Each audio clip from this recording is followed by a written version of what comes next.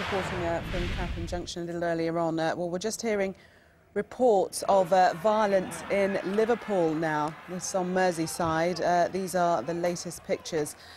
We can't verify these pictures, but they have been sent in to us, suggesting that they are from Liverpool. We believe that they're in the Toxteth area of Liverpool, which was the scene of violence and riots, famous for it back in the 80s.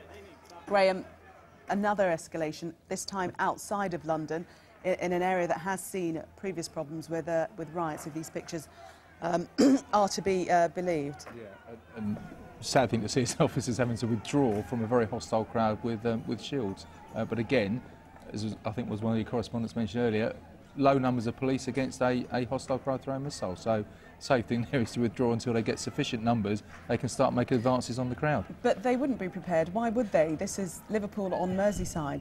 The original event that's supposed to have triggered all of this happened in Tottenham on Thursday night. We're now on Merseyside. Exactly. It's very difficult to predict where it's going to happen next. I think this is, we're now getting, as we discussed earlier, copycat incidents in other parts of the country. It's going to be a worry for other police services across the UK. But I think everybody will now be preparing or planning for something that's going to take place. And with modern media, the speed of mobilising these groups and perhaps moving the rioting on is it's like lightning. Yeah, it is. And difficult to track. You're in a different era now from what we had in the 80s and the 90s, when we had Brixton and Toxteth and other cities around the UK that had incidents of disorder. And clearly officers there need some more support to go down and deal with the hostile crowd against them. I'm not too sure how long ago this was, if this is recently, but as I said earlier, you're now nearly at 1 o'clock in the morning. It makes you wonder what they're all doing out in the streets and throwing things at the police. This is just wanton violence. What more, if anything, can the police do? I'm not sure I've got the answer to that sitting here at this moment in time.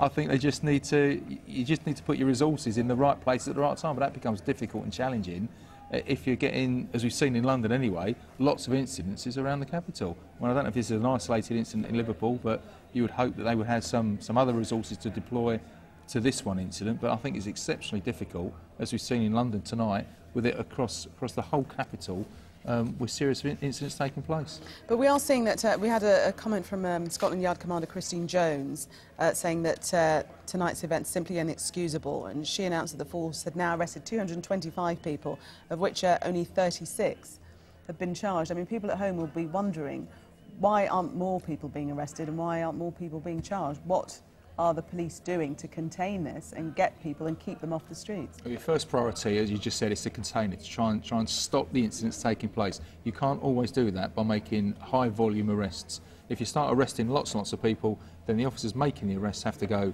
back to the police station with the prisoner, so you lose half your resources on the street, plus the fact to arrest one person in a hostile crowd, you need a significant number of officers to make the arrest safely.